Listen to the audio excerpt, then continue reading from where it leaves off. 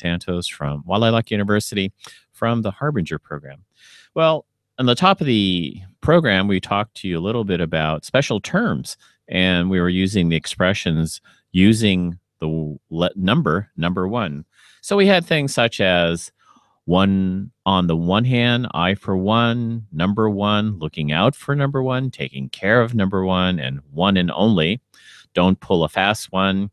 And for friends, one of the boys, or if you're having a bad day, you say one of those days. And if you want to do something really quick, you say a quick one. And if you've done it gone by, then it's one too many. So now let's move on to special terms in the world of business. And this will probably might be a little bit advanced for some people, but many of the reasons that people have an interest in English is they wish to improve their ability to communicate with Westerners, to increase their profits, to increase their networking, and to increase their social networking skills. Special terms in the world of business. All right, this is another rereading from Voice of America Special English.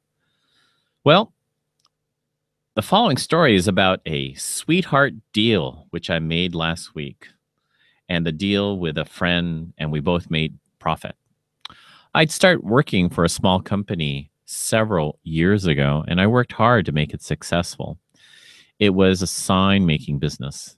It was a small company, not a blue chip company, meaning very big, very expensive, something like IBM or Apple.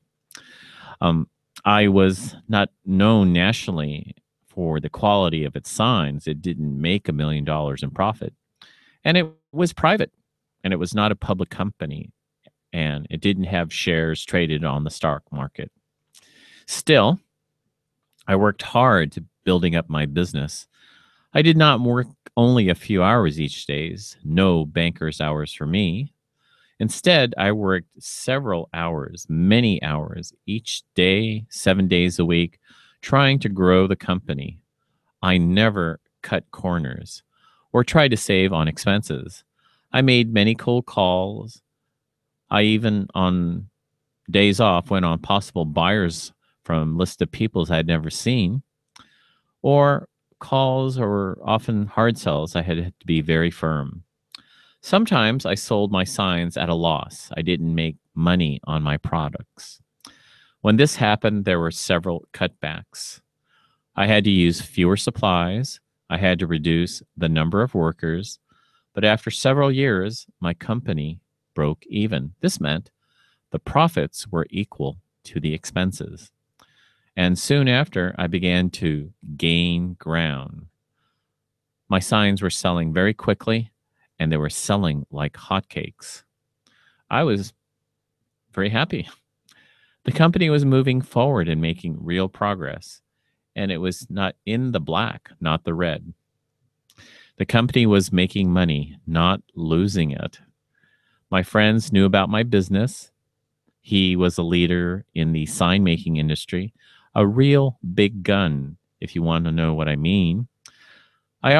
He offered to buy my company. My friend wanted to take it public. He wanted to sell shares in the company to the general public. My friend believed it was best to strike while the iron was hot. He wanted to take action at the best possible time and not wait. He offered me a ballpark estimate on the amount he would pay to buy my company. But I knew about his uneducated guess would low. My company was worth much more, and he asked his bean counter to crunch the numbers. Now, when we say bean counter, that's basically the accountants, and crunching the numbers are the profit and loss and the numbers and operating expenses. So this is what I mean by crunching the numbers. That is that he asked to see his accountant to take a close look at the company finances and their records and decide how much it was worth. By then, my friend increased his offer.